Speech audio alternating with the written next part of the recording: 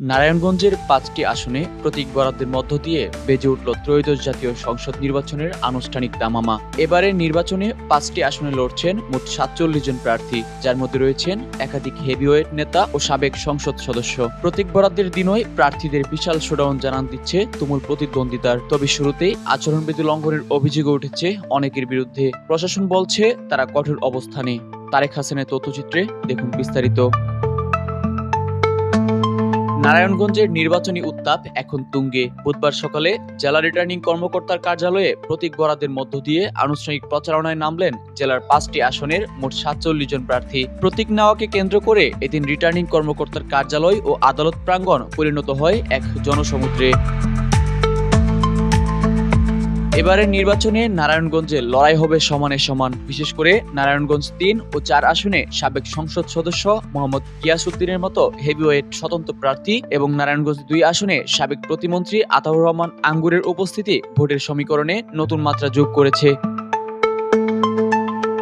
পাশাপাশি ৫টি আসনে বিএনপি, জামায়াত ও গণ অধিকার পরিষদ সহ বিভিন্ন দলের প্রার্থীরা নিজেদের শক্ত অবস্থান জানান দিচ্ছেন। প্রতীক পাওয়ার পর অধিকাংশ প্রার্থী জয়ের ব্যাপারে শতভাগ আশাবাদ ব্যক্ত করেন। বেশ কিছু প্রার্থী সন্তুষ্টি প্রকাশ করে জানিয়েছেন তারা কাঙ্ক্ষিত প্রতীক পেয়েছেন, জনগণের ভালো সাড়াও পাচ্ছেন। আত্মবিশ্বাস নিয়ে বলেছেন সুষ্ঠু ভোট হলে তারাই জয়ী হবেন।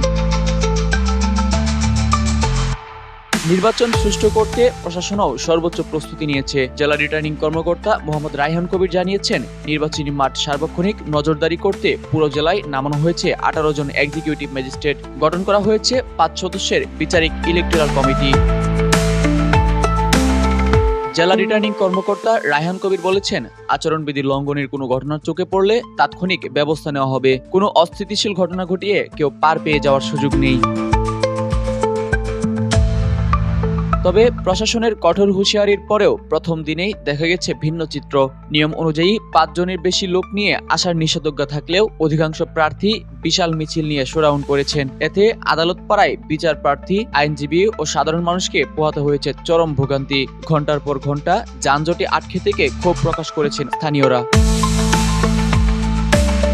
একজন সাধারণ ভোটার বলেছেন, নির্বাচনের শুরুতেই যদি এমন বিশৃঙ্খলা হয় তবে সামনে কি হবে? আমরা চাই কোনো ঝামেলা ছাড়া শান্তি বজায় থাকুক। সব শঙ্কা ও অভিযোগ ছাপিয়ে ভোটাররা এখন তাকিয়ে আছেন একটি অংশগ্রহণমূলক ও উৎসবমুখর নির্বাচনের দিকে। প্রতীক বরাদ্দের পর থেকেই অলিগলি সরগরম হয়ে উঠেছে প্রচারণায়। এখন অপেক্ষা চূড়ান্ত রায়ের।